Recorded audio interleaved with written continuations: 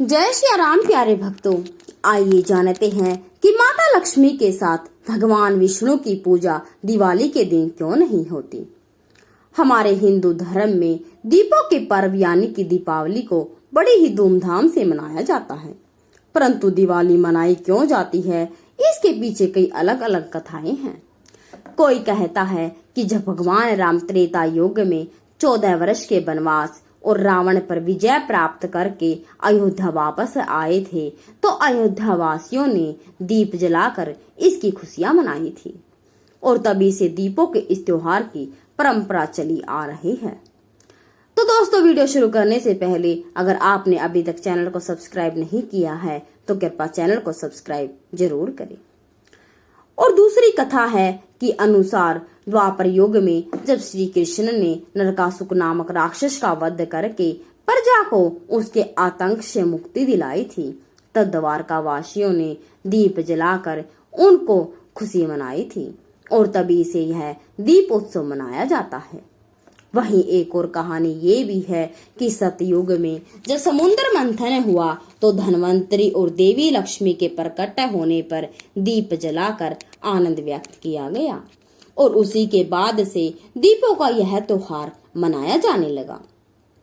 लेकिन क्या आप जानते हैं कि आखिर दिवाली के दिन सभी घरों में भगवान गणेश और माता लक्ष्मी की पूजा क्यों होती है? अगर नहीं तो आइए जानते हैं कि उसके पीछे की वजह क्या है। तो दोस्तों, इससे पहले अगर आप चैनल पर नए हैं तो चैनल को सब्सक्राइब जरूर करें और कमेंट में जय मां लक्ष्मी लिखकर परमात्मा को याद करें। हमारे पौराणिक ग्रंथों में इस कथा का वर्णन मिलता है कि दिवाली के दिन देवी लक्ष्मी और गणेश जी की पूजा एक साथ क्यों की जाती है। इस कथा के अनुसार पौराणिक समय में एक बैरागी साधु के मन में राज सुख भोगने की इच्छा हुई, तो उसने माता लक्ष्मी की आराधना शुरू कर दी और वह साधु हर दिन माता लक्ष्मी की नियम पूर्वक आराधना करता। फिर कुछ ही समय बीता तो माता लक्ष्मी उस साधु की आराधना से प्रसन्न होकर उसके सामने प्रकट हुई। यह देख साधु प्रसन्न हो गया और उसने माता लक्ष्मी को प्रणाम किया और माता भी उसे उच्च पद और सम्मान प्राप्त करने का वरदान देकर वहां से अंतर्ध्यान हो गई। उधर वरदान मिलने के बाद मन में अभिमान लिए साधु राजा के दरबार में जा पहुंचा। उसने राजा को धक्का मारकर सिंहासन से नीचे गिरा दिया और यह देखकर राजा के सभी दरबारी अचंभित हो गए। लेकिन जब तक राजा या उसके दरबारी उस साधु को कुछ कह पाते, उन्होंने देखा कि राजा के मुकुट से एक काला नाग निकलकर भाग रहा है, जो गिरने के कारण राजा के सर से अलग होकर जमीन पर गिर गया। यह देख राजा और उसके सभी दरबारी उस साधु को चमत्कारी समझकर उसकी जय जयकार करने लगे।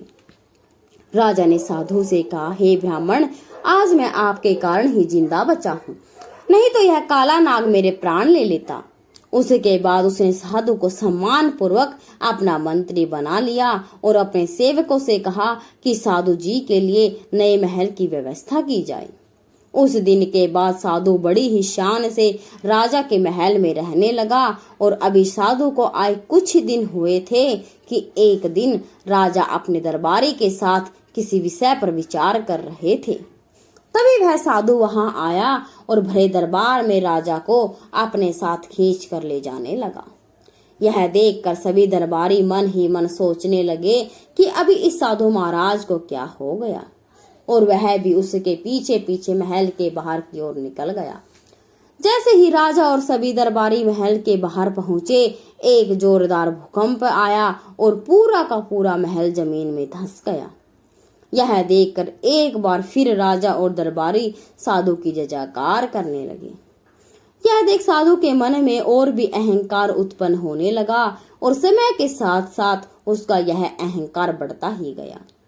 फिर एक दिन उसने राजा के महल में रखी गणेश जी की प्रतिमा को जल्द से जल्द हटाने का आदेश दिया, और वह भी सिर्फ इसलिए कि उसे गणेश जी की वह प्रतिमा देखने में बिल्कुल भी अच्छी नहीं लगती थी। अब मूर्ति तो हटा दी गई, लेकिन साधु के इस काम से भगवान गणेश रुष्ट हो गए और फिर साधु की बुद्धि भी भ्रष्ट हो गई, जिसकी वजह से वह उल्टे पुल्टे काम करने लगा। अब कुछ समय तक तो राजा सब कुछ सहता रहा, लेकिन जब हद पार हो गई तो उसने साधु को कारावास में डाल दिया। कारावास जाने के बाद साधु को एक बार फिर माता लक्ष्मी की याद आई और वह पुनः उसकी आराधना करने लगा।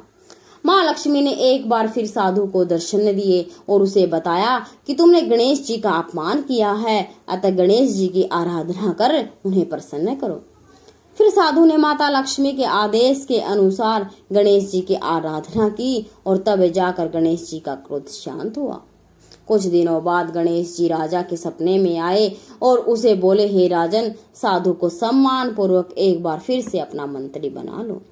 और फिर अगले दिन राजा ने आदेश का पालन करते हुए साधु को मंत्री पद देकर सुशोभित किया। तो मित्रों, इस प्रकार माँ लक्ष्मी और गणेश जी का पूजन साथ साथ होने लगा, क्योंकि हिंदू धर्म में भगवान गणेश को बुद्धि का देवता माना जाता है और ऐसा माना जाता है कि लक्ष्मी आ भी जाए तो भी बुद्धि के इस्तेमाल के बिना आप उन्हें अपने पास नहीं रोक सकते। तो मित्रों, इस बारे में आपका क्या कहना है कमेंट बॉक्स में जरूर बताएं और अगर वीडियो अच्छे लगे तो वीडियो को लाइक और शेयर जरूर करें और चैनल को सब्सक्राइब जरूर करें।